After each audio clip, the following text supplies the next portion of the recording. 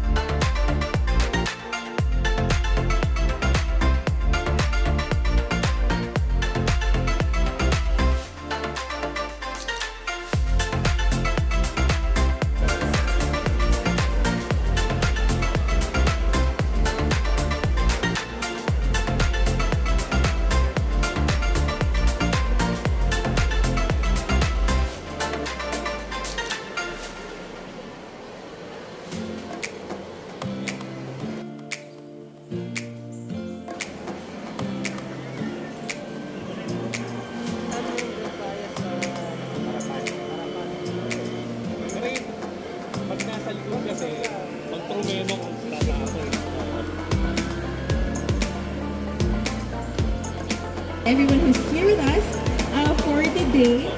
Welcome to the launch, of course, of Tuason Racing E-Sports School here in Alabang Town Center. So a round of applause to everyone who's here with us. Thank you so much for waiting, of course, and for being here with us this afternoon.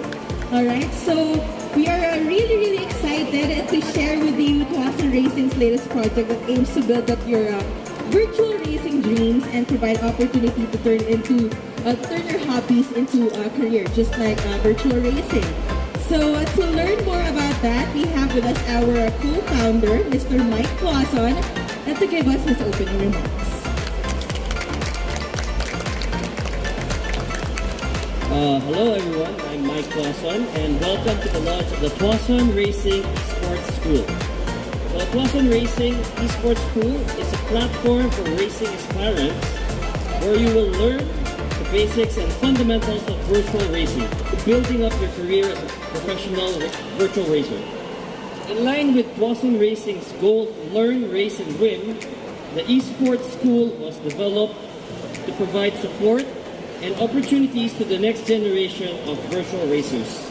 With proper training and guidance from the best virtual racers in the country, our goal is for you to get the most of this opportunity to grow as a virtual racer and to teach and to reach your racing goals, be it in the virtual or on-track racing.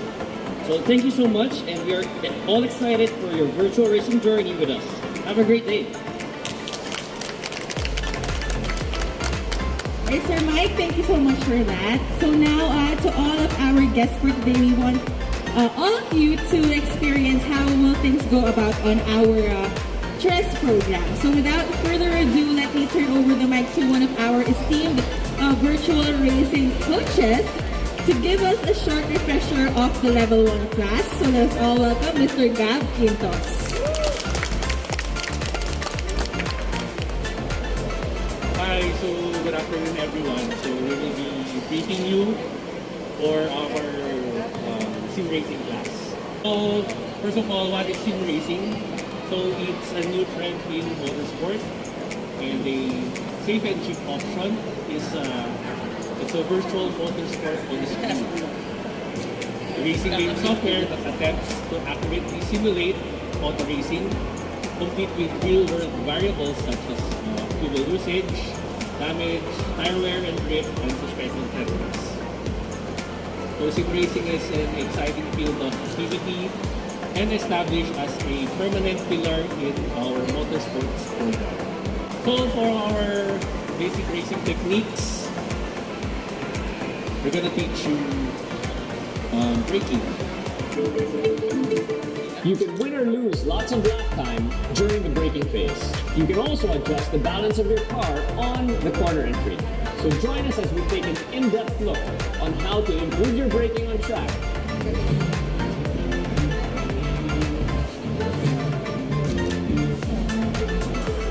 Having the correct seating position, Well, as soon as you get into the vehicle, the first thing to do is to adjust the seat height.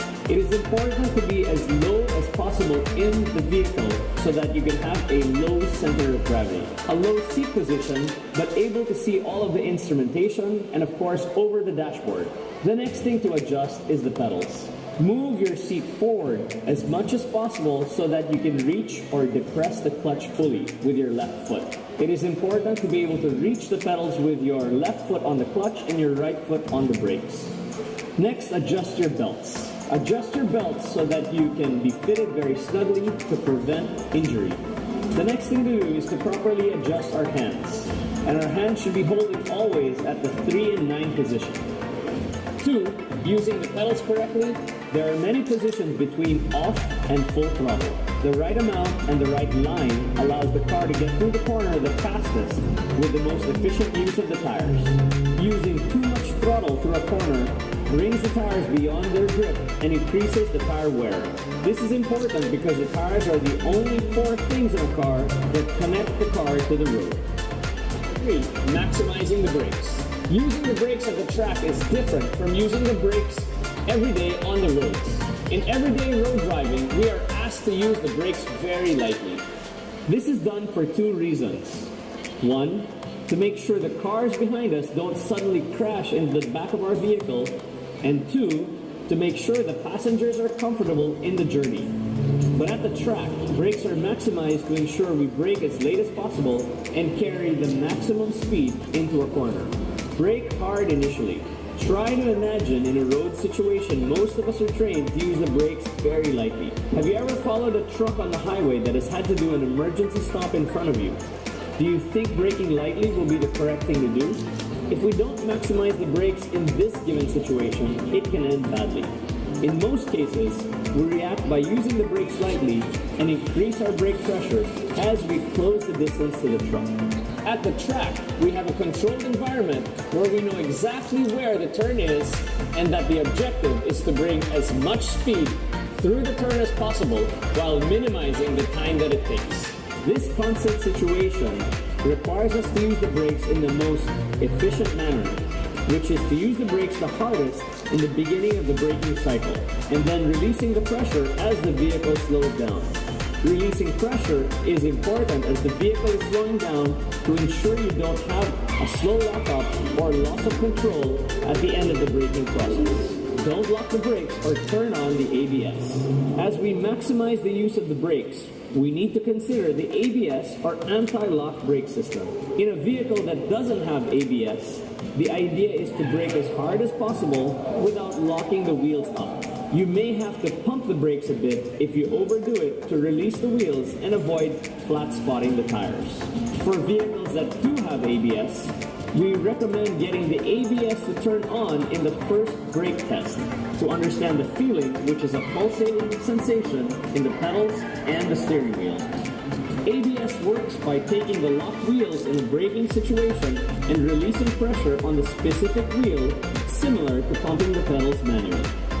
Whenever we use the brakes, we want to try to brake in a straight line. This is because braking affects the vehicle's suspension geometry. Braking hard transfers weight to the front of the vehicle, and you're going to feel this as the front of the car dips forward. This movement then creates less weight on the rear wheels and makes the vehicle prone to oversteer. Combining braking hard with steering causes many accidents both on and off the track. For our Level 1 class, we ask students to practice braking in a straight line for the duration of the day.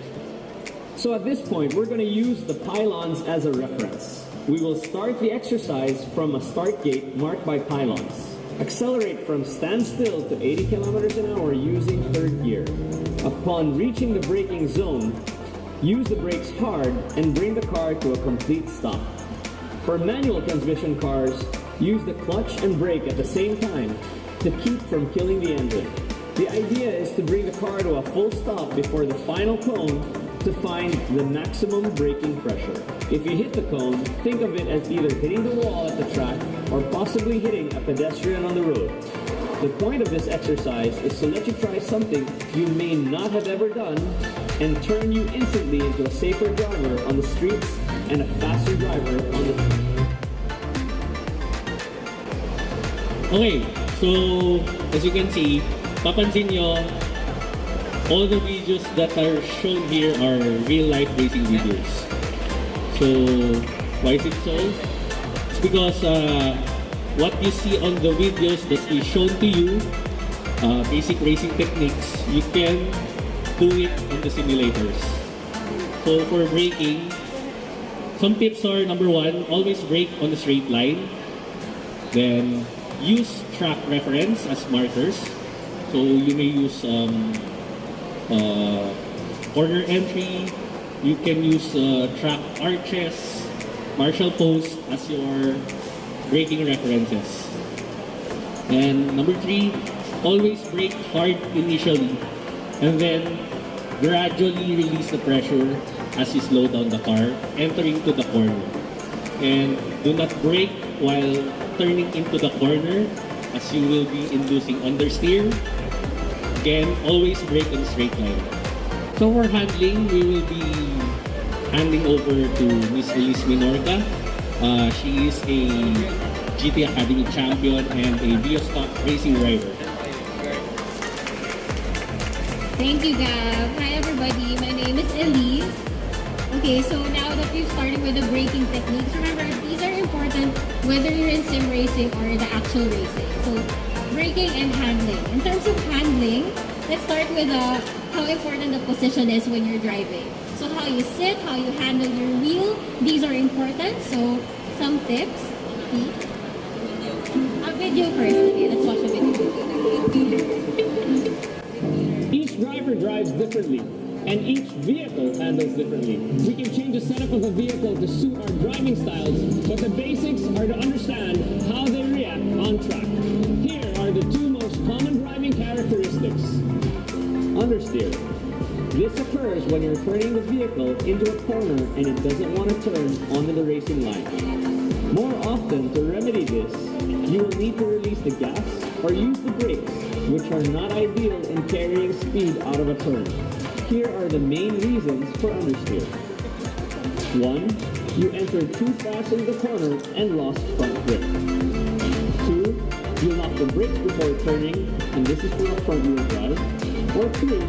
You gave the vehicle too much gas in the turn and lost front grip. And again, this is mostly for front wheel drive. Oversteer. This occurs when you are turning the vehicle into a corner and the rear wants to go ahead of the front wheel. It is similar to drifting and is usually caught by countersteering. If you countersteer too late, the vehicle ends up spinning out. Here are the main reasons for oversteer. 1. Being hard on the brake while turning. 2. Quickly releasing the gas while turning. Or 3.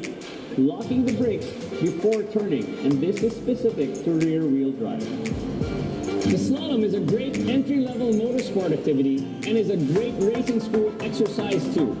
Our slalom course is a simple, slow-speed course, which consists of maneuvering a vehicle from a start point, then around fixed obstacles or cones, and into a stop box for the finish. Okay. Alright, so as you have known that understeer and oversteer, how do we avoid that? We don't really want that to happen when we're doing circuit racing. As cool as may look sometimes, like oversteer and drifting, it's not going to make you faster. So you need to have as much grip as you want. So if you oversteer or understeer, you're going to lose grip, you're going to lose time. So we don't want that. Some tips in terms of handling, with your steering wheel, keep your hands on the 3 and 9 o'clock. So as much as possible, you want to do this so that you have full control of the car and not the other way around. So that's our tip, it's the 3 and 9 o'clock. And the sitting position, tip for the distance of yourself to the steering wheel. What you do, you get the tip of your wrist, you put it on top of the wheel. That is the correct or the ideal distance from the wheel. So as much as possible, your legs should be slightly bent, so that when you put gas, when you apply gas and brakes, it won't be so stretchy and then you'll be able to reach it enough. So next one is going to be a video about the racing line. A famous race car driver once said, "Straight roads are for fast cars and corners are for fast drivers." This is especially true in a closed circuit like Clark or BRC. In the straights, it is relatively easy to go fast by simply pressing flat on the throttle and changing gears at the rev limit. The real challenge occurs when you encounter a corner because you have to change directions with a relatively heavy and fast-moving vehicle. The racing line, or line, is the optimal path around the corner. It connects other corners after a straight.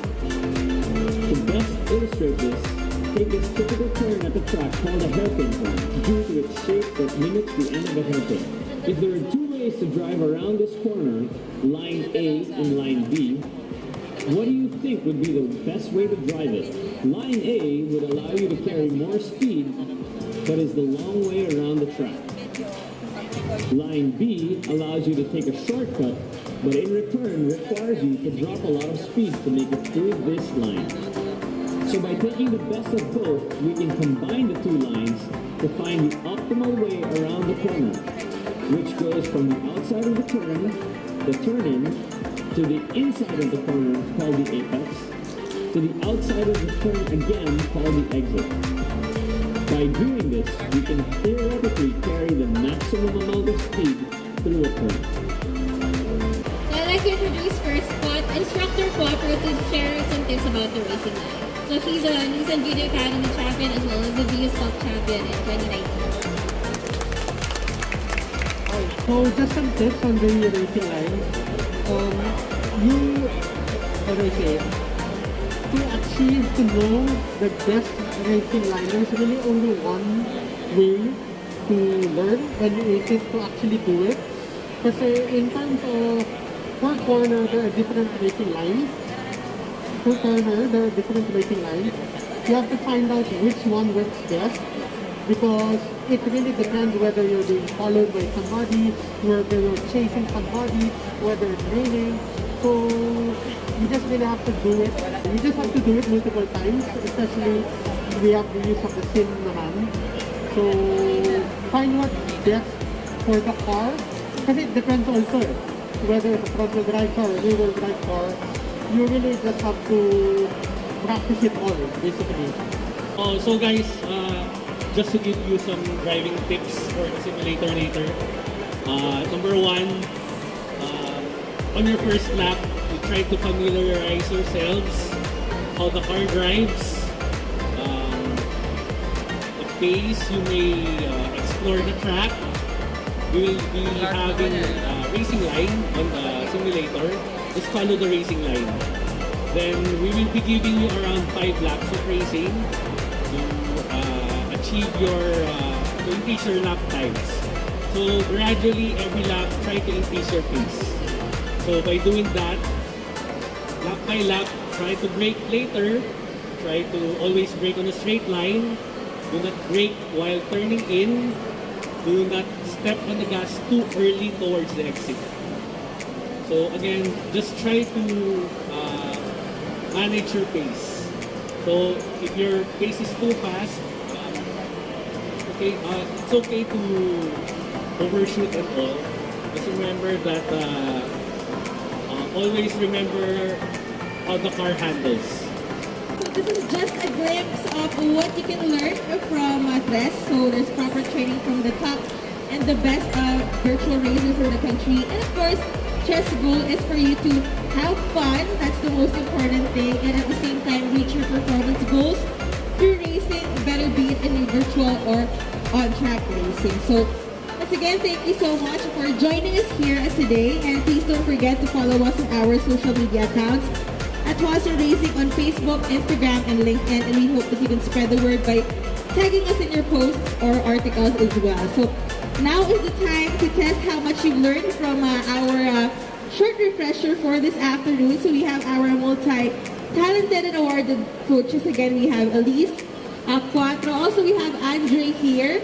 And of course, Gab to assist you for a hands-on training on our simulators. So once again, thank you so much and enjoy. Feel free to roam around as well, take photos and videos too. And again, do not forget to tag us at Tuason Racing. So Thank you so much. And of course, we would like to thank the following sponsors. Alabang Town Center, thank you so much. And of course, Ayala Malls, Apex Sim Racing, Arc Ribbon, 7 Garage, and our media friends who's here with us for this afternoon. Tuner Nation, CMAG, James Deacon.ph, and Globe Flat Out PH, and Racers PH, thank you so much. So again, we have our coaches right here who will guide you on our simulators and enjoy the whole experience. Thank you.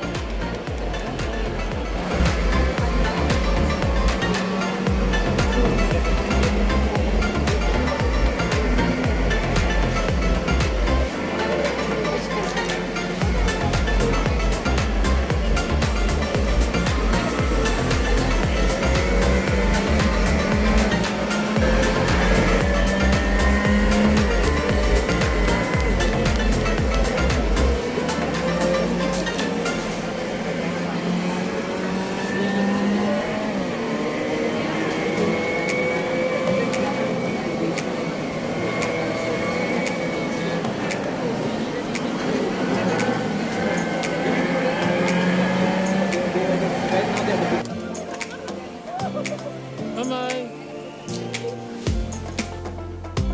Let us be kind and grateful. No matter how hard life is, our Heavenly Father will always be with us. May the love and peace be always with us. Just choose the right path of our lives because everything is already written in the stars. So, be positive, stay positive, and always keep the positive